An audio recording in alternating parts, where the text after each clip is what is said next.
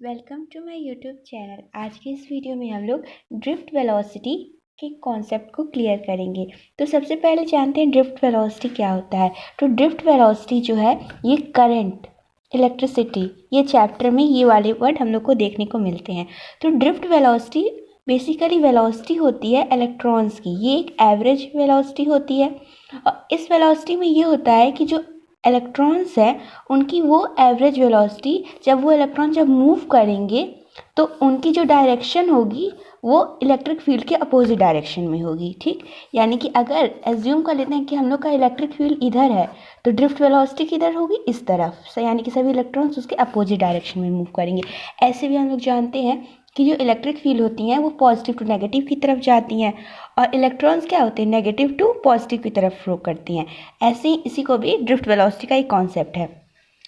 और drift velocity के में मेन बात ये आती है कि हमेशा इलेक्ट्रॉन्स, तो अब इलेक्ट्रॉन्स है तो ये तो अच्छे नहीं है कि एक इलेक्ट्रॉन गया गया, दूसरा इलेक्ट्रॉन गया गया, किसी से ये इलेक्ट्रॉन टकराएंगे नहीं। जब ये कोई भी मैटर एज्यूम कर लेते हैं, यहाँ पे तो नंबर ऑफ इलेक्ट्रॉन्स है, कोलिजन तो इन लोग का होगा ही। अब जब इन लोग का कोलिजन होगा तो कोई ना कोई एनर्जी लॉस करेगा, कोई एनर्जी गेन करेगा।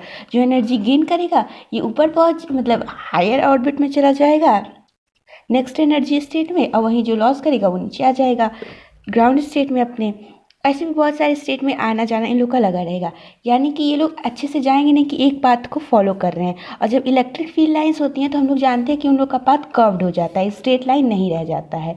एब्सेंस ऑफ इलेक्ट्रिक फील्ड होगा तो जो पाथ रहेगा वो स्ट्रेट लाइन होगा, लेकिन जब इलेक्ट्रिक फील्ड रहता है तो कर्व्ड पाथ हो जाती है। ठीक है। और यहाँ पे जब ड्रिफ्ट वेलोसिटी है तो इसका तो मेन ही रिक्वायरमेंट होता है कि इलेक्ट्रिक फील्ड की डायरेक्शन की अपोजिट चलती है, यानी इलेक्ट्रिक फील्ड ऐसे है तो ड्रिफ्ट वेलोसिटी ऐसे होगी।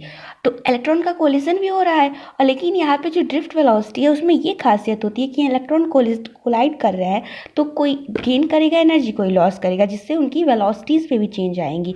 लेकिन इन इलेक्ट्रॉन्स की वेलोसिटी कांस्टेंट रहती है, यानी कि कांस्टेंट वेलोसिटी से मूव करते हैं। अभी कांस्टेंट वेलोसिटी से कैसे मूव कर सकते जब कोलिजन हो रहा है, तो इसके पीछे का रीज़न ये होता है कि जितनी एनर्जी, अगर ये दो इलेक्ट्रॉन टकरा रहे हैं, जितनी एनर्जी ये लोग टकराने में अगर कोई गेन कर रहा है तो उसके बाद से दो ही इलेक्ट्रॉन तो है नहीं वहाँ मैटर में, उसके बाद से ये वाला भी इलेक्ट्रॉन से टकरा जाएगा और ये अपनी एनर्जी को लॉस कर देगा। यानी कि जितनी एनर्जी गेन हुई उतनी एनर्जी लॉस हो गई, अब कुल टोटल क्या हो गया, कांस्टेंट आ गया, यानी कि जो पहले थी वो बात। इसको हम लोग एग्जांपल से समझ सकते हैं, जैसे ये सीढ़ी है, इसको हम लोग डेली लाइफ में प्रैक्टिस भी कर सकते हैं। अभी यहाँ से हम, यहाँ पे कोई खड़ा है, यहाँ पे हम खड़े हैं, ठीक है।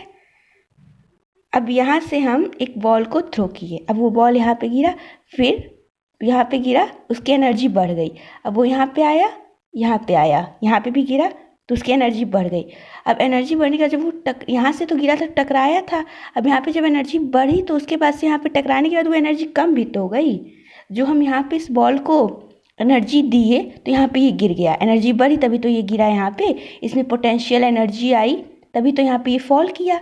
अब फॉल करने के बाद जितनी एनर्जी वो गेन किया था उतनी एनर्जी यहाँ पे टकरा गया इससे, तो वो लॉस कर दिया। जैसे यहाँ पे समझ सकते हैं, अगर कोई भी चीज़ यहाँ पे गिर रही है तो इस यहाँ पहले ऊपर थी तो यहाँ पे पोटेंशियल एनर्जी होगी, जब यहाँ पे ये गिर गई यानी कि इससे टकराई, अब ये वाली बॉल अपनी एनर्जी इसको दे दी ना, तो अब ये दे दी तो अब इसके पास बचा ही क्या, कुछ नहीं। तो अब ये कांस्टेंट वेलोसिटी से मूव करेगी, फिर यहाँ पे आई, फिर यहाँ से नीचे गिरी, एनर्जी गेन की, एनर्जी लॉस की, और कांस्टेंट वेलोसिटी से मूव करती रह गई। यानी कि कुल टोटल क्या हुआ, पहले वो यहाँ थी, यहाँ पे गिरी, एनर्जी लॉस हुआ, फिर यहाँ से कांस्टेंट, फिर यहाँ पे आई, फिर यहाँ से लॉस हुआ, फिर यहाँ से कांस्टेंट। यानी कि बार बार टकरा तो रही है, यहाँ पे भी कोलिजन हुआ एक बार, यहाँ पे दूसरी बार हुआ, अगर यहाँ पे और चलता तो तीसरी हो जाता, चौथी हो जाता, लेकिन फिर भी कांस्टेंट वेलोसिटी के साथ मूव कर, जैसे ये पेन है तो ये ऐसे करके कांस्टेंट वेलोसिटी के साथ मूव करता जा रहा है। इसी को हम लोग अब सीढ़ी पे भी समझ सकते हैं, और भी बहुत सारे एग्जाम्पल होते हैं ड्रिफ्ट वेलोसिटी के। तो इसीलिए मतलब इसको शो करने के लिए कि स्पीड कांस्टेंट क्यों रहती है, तो यही होता है ड्रिफ्ट वेलोसिटी का कॉन्सेप्ट। Thank you.